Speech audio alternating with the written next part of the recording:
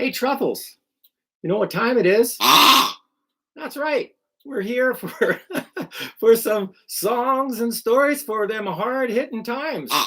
And we're on YouTube this time. So I don't know. We have no idea how things are going to work out. If you folks can hear me, see me, this is an experiment that we're doing, trying to do it on the YouTube channel.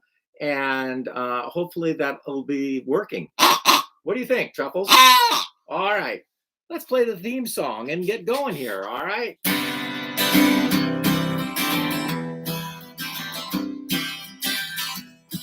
I'm remembering the days before I went away, way back in the hills of old Vermont. And the orchard on the hill, I think I see it still, way back in the hills of old Vermont. For tonight, I long to be where the catamount runs free and the rattlesnake can lie out in the sun. Near the voices of the loons when the apple blossoms bloom, way back in the hills of old Vermont. There used to be a barn near the old fishing pond, way back in the hills of old Vermont. So many fields of hay, now gone with yesterday, way back in the hills of old Vermont. For tonight I long to be where the catamount run free and the rattlesnake can lie out in the sun. Near the voices of the loons when the apple blossoms bloom, way back in the hills of old Vermont. Well, everything has changed, nothing stays the same, way back in the hills of old Vermont. Like that old brown panther's roar, you won't hear that no more, way back in the hills of old Vermont. For tonight I long to be where the catamount run free and the rattlesnake can lie out in the sun. Near the voices of the loons when the apple blossoms bloom, way back in the hills of old Vermont. But when the rains came down and flooded many towns, way back in the hills of old Vermont, all the neighbors lent a hand for the loving of the land, way back in the hills of old Vermont. For tonight I long to be where the catamount run free and the rattlesnake can lie out in the sun. Near the voices of the loons when the apple blossoms bloom, way back in the hills of old Vermont. Hi, this is Rik Palieri in the hills of old Vermont, broadcasting this time on YouTube. That's right, we're on my YouTube channel. And so, you know, this show is going to be a little bit, I guess, a test because we have to get it set up for YouTube. And Mariana's looking at me like, I don't know. You can see you great and you can hear you, but the sound is really tinny. The sound is a little tinny. Well, we'll have to get a better microphone. We'll have the better microphone fixed up soon. Sorry that the sound is tinny. Right, guitar instead. The guitar is a little bit tinny, huh? Yeah. Well, there's nothing I can do this time, but I will fix it.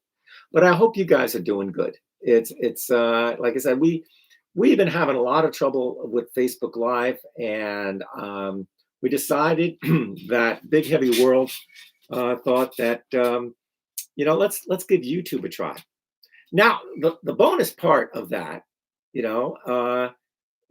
sound is old school. Yeah, it's a little old school. We have to work on that and get my other microphone hooked up. So we'll make sure that we do that next time that we're on. Um, but I hope you folks are doing well. Here in Vermont, you know, we were doing pretty well for a long time. We were, most vaccinated. Everybody was doing the right thing. We're washing our hands and we're putting on the hand sanitizer. We did all of that stuff. And unfortunately, yeah, I mean, I'm vaccinated and I got a booster, and Mariana, the same thing. Most of the people that we know are that way. Uh, but this COVID stuff is really mean, and it is flying around the state of Vermont right now. And I think that's one of the things that one of the reasons that I do this show is to check in with you guys, to make sure everybody's doing well. I mean, for a long time during the lockdown, there was, you couldn't really check in with anyone. But these days, it seems like the idea of live streaming has become part of life. It's not going to go away because we found that there's a power that we have in live streaming. We can reach out to a much larger audience than we did just by playing our usual gigs. I mean, we can play our usual gigs anyway and still be able to do live stream, and we can reach people in all different parts of the world. And for a lot of performers like myself, that's pretty exciting, that you can be in your own home and you can reach out to the world, and you can sing some songs and tell some stories. And so that's what we do here. And the bonus thing here for me anyway is what I'd really like you folks to do, if we're going to be broadcasting on YouTube, is to subscribe right here to my YouTube channel. There's so many things that I want to do on YouTube, but I never had enough subscribers so that I could do all of them. So if you want to help me out, the best way that you could help me out is to subscribe to my channel. Won't cost you anything. Just subscribe to my channel, and it will give me so much more flexibility of the kind of programming that I can create for you by doing that. And that was one of the things with Facebook Live. My hands were tied pretty much, where they owned everything, and I couldn't really do anything with the things that I created. And so it's kind of inspiring to be here on my own YouTube channel and realize that there are more possibilities that we can do. And so that's what I'm hoping you'll do. And I'm going to put this over here.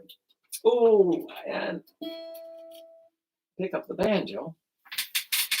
Now, folks who've been following me for a while know that my hand's been kind of having some problems, but it's getting a little bit better. I can't tell you what that banjo sounds like. Like I said, folks, we'll get everything set up a little bit better.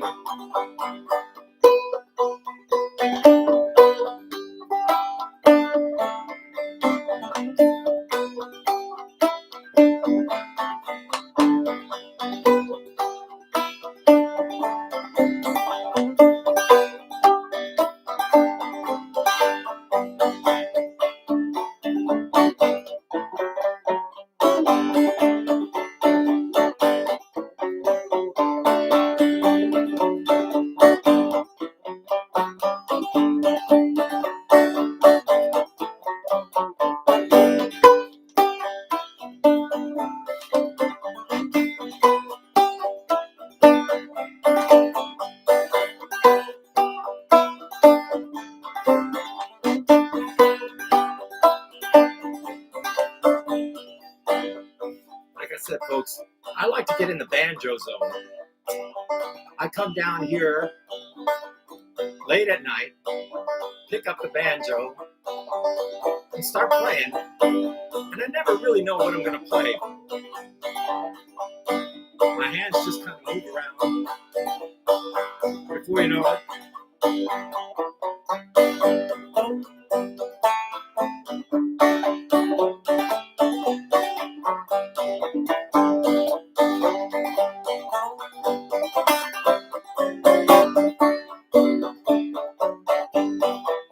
remember that one? Once upon a time there was a man named Jed. Old mountaineer, he barely kept his family fed.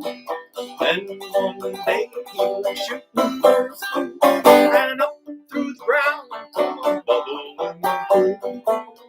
All that is black gold, Texas tea.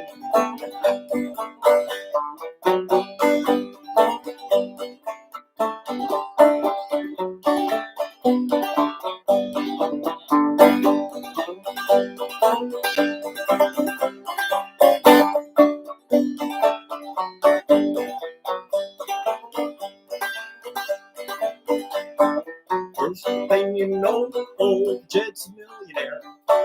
Ken folks said, Jed, move away from there. Said California is the place you ought to be. So they loaded off the truck and moved to Beverly Hills, that is. Swimming pools, movie stars.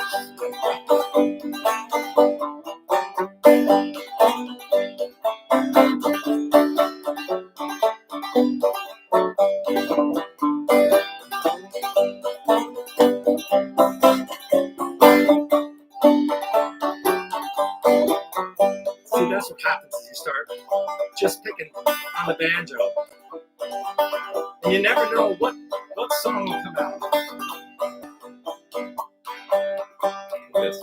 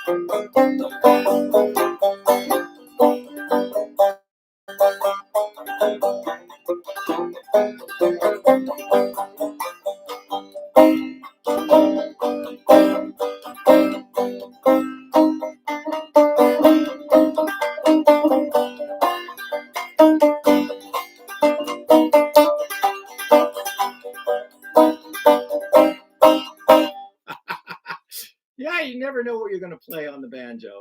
I mean, let me see if I can do this one here. I'm just fooling around here.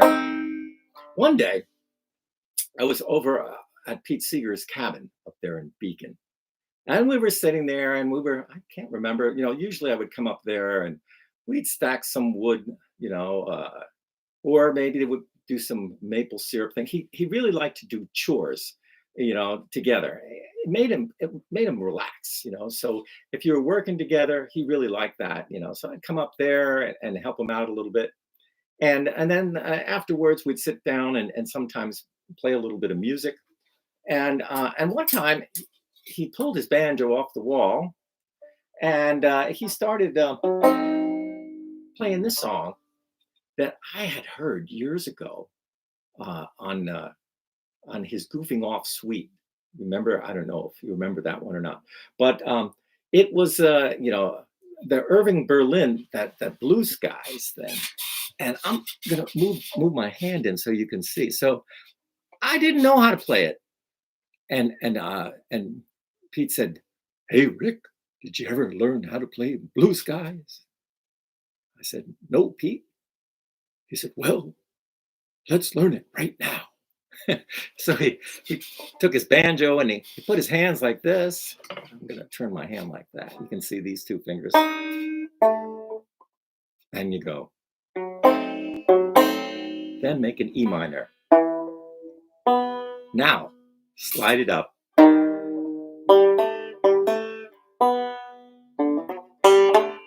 And this chord.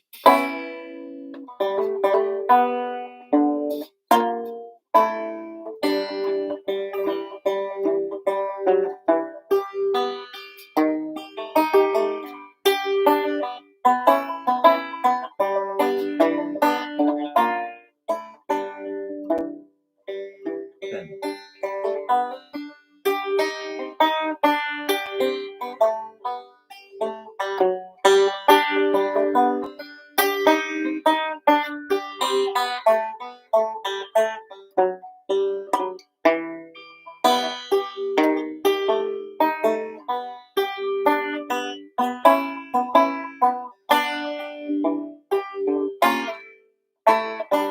I'm going to do it slow. So if you're trying it at home, so this chord here, I don't even know what this chord is. It looks sort of like, so you get that. Go to your E minor, slide it down. Now hammer, open. Then this chord. Then take your D7, slide it up, and then now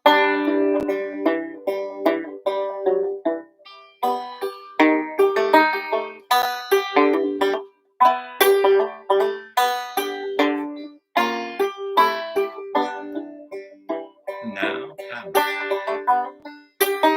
E minor, open, again.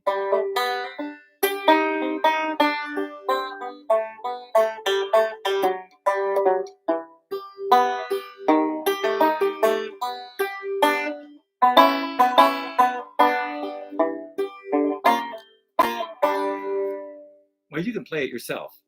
So that if you have those little tips there, you can make up your own version. So I'm going to read you something. I was thinking of what story to read today, and put down the banjo. And I was thinking about this one here, because I spent so much time out on the road. You know that. A lot of you folks know that most of the time, this has been the longest time that I've been home consecutively since Mariana and I met. So usually I'd be out on the road a lot of the time. But since this pandemic hit, I've been home most of the time. And, sometimes when I read my book, The Band Adventures of an American Folk Singer, reminds me of what my life was like for such a long time. And this story goes back to those days, like from the early 90s. I think I started in 1990. And about 5 years or so, doing these school tours. And I was traveling around first with my little Volkswagen diesel rabbit car. That was my first vehicle that I was touring around in and staying in hotels. And I found out pretty quick that I didn't like staying in hotels. And so I went from that to a Volkswagen van. And we kind of fitted out so that I could sleep in it. And I had my dog at that time. My first dog, my Polish sheepdog Koza, was with me. Koza, yes, Koza was with me, and we were doing all these school programs for the National School Assembly program, and I was teaching them about all this Polish music that I learned, and kind of giving them an example of what that was like. So this story is from that time period. It was a long, lonesome trip out to Idaho. I wrote down in my journal, "It's tough being out here on the road. living in 100 towns every week, not knowing a friendly soul to laugh with or cry with. Nighttime is worst of all, as you really feel truly alone. Passing through the small towns, you see that some of the houses have their living room or bedroom drapes pulled wide open. Riding by, you can get a peek into the lives of the people who live inside. Lit by a naked light bulb or the television, you can see furniture and sometimes a few pictures on the wall. You hardly ever see the people, for they are hidden behind glass and wood, and their bodies are just mere shadows dancing on the wall. It's long after midnight. All the lights are out, and you, the voyeur, are bathed in blackness and loneliness of the dark highway. In the towns, everyone has gone to bed. Children sleep restfully after that last loving good night kiss on their forehead, while their parents rock in each other's arms until they too fall gently asleep. For you, the traveler, there is no kiss, no fond embrace, only the humming of a vibrating engine and the sound of the wind whipping across your windshield as you travel down an endless road. My days consisted of at least 4 shows taking place in at least 4 schools. Sometimes I barely had enough time to get from one school to the next one on time.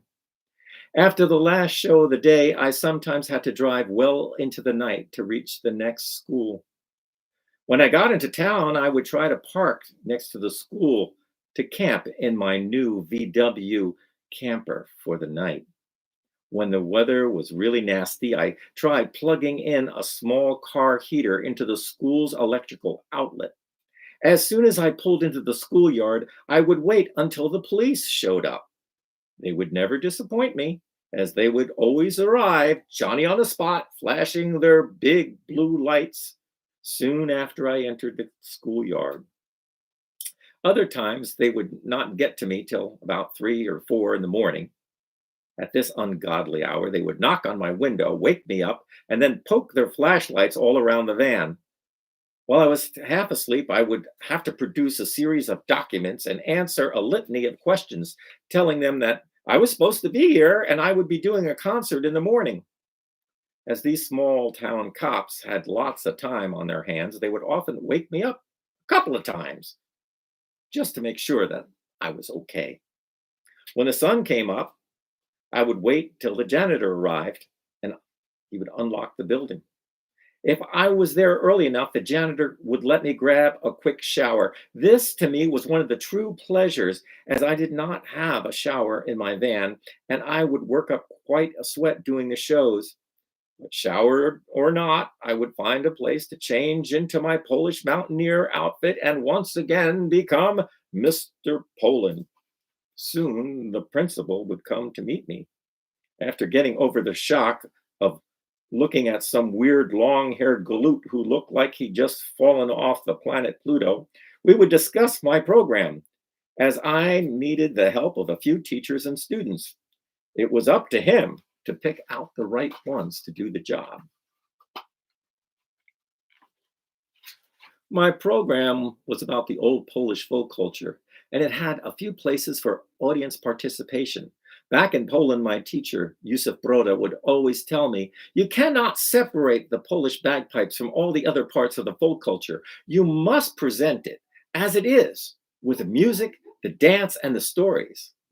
I was following his methods, but some of them seemed a little strange to many American school principals. Often our conversation would go something like this. Principal: so you need the help of a few teachers and students. Well, can you tell me what they'll be doing? I say, well, in order to give them a really good true representation, I'll be doing a few simple dances. The first one's easy, just a simple hand clapping dance. The second one is a little different. It's a courting dance. The principal.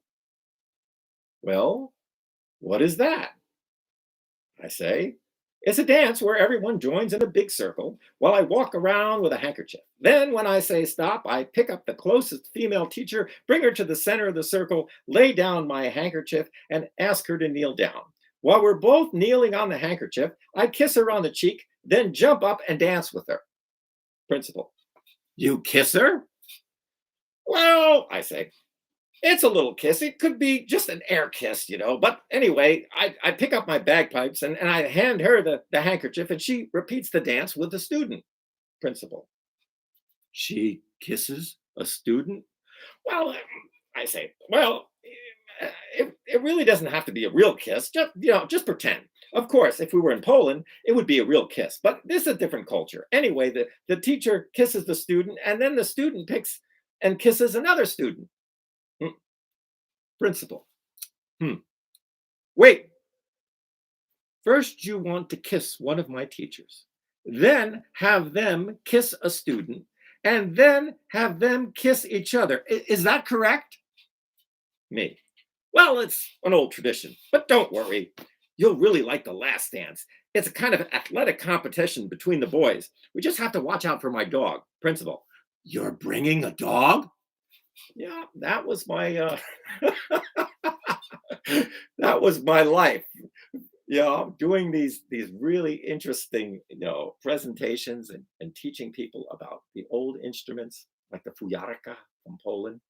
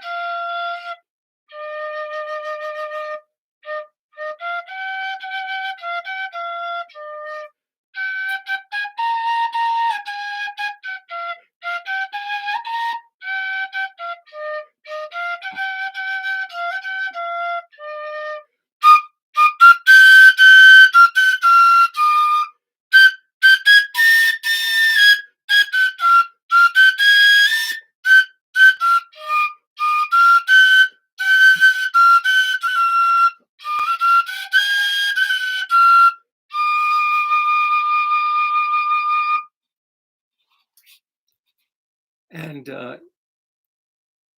believe it or not, I ended up doing over 1,000 schools across the United States, sharing all those old stories and the culture with communities far and near, and all the lower 48 states.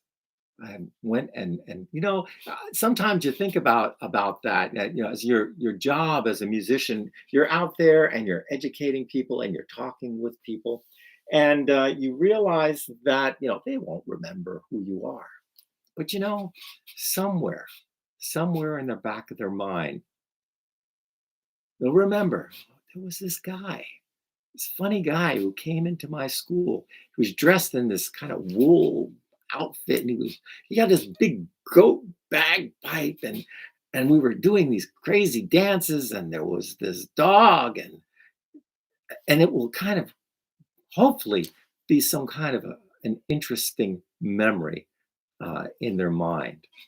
And so, like I said, today is sort of like more like a test kind of a show. And I wanted to go over this little song because I have to sing it for every once in a while. I get a chance to do the daily antidote of song, which is a really cool thing. It's been going on since the beginning of this pandemic when we're all locked down. And what happens is people come on, and it's a gigantic Zoom with all these people from all over the world. And one person leads a song, and everybody's muted, but they sing along. and it brings us all together.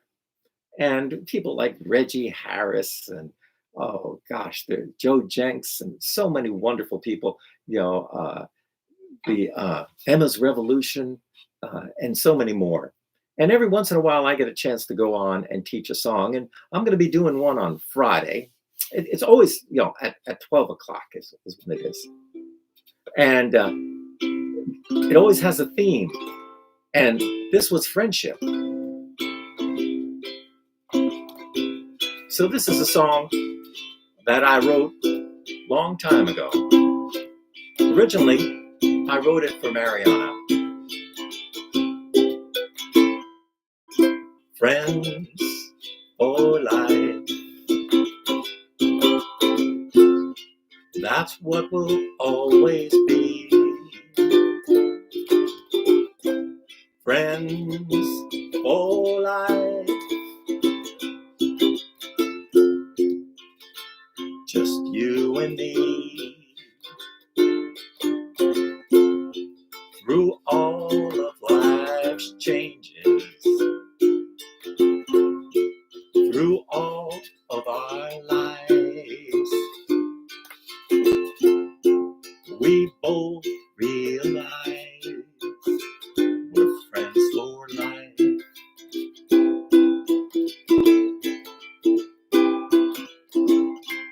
Friends for life. In good times and bad. Friends for life. Best friend ever had. Through all of life's changes. Through all of our lives. We both realize we're friends for life.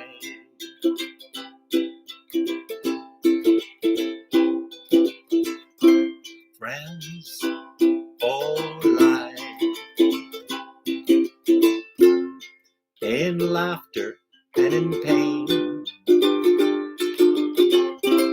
Friends for life. Until we meet again. Through all of life's changes. Through all of our lives. We both realize we're friends for life.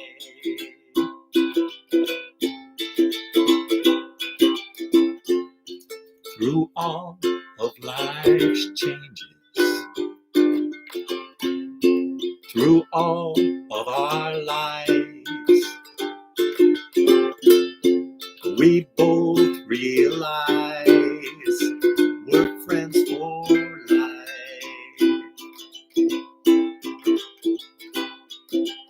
Friends for life. Hope to see you next week. Bye-bye.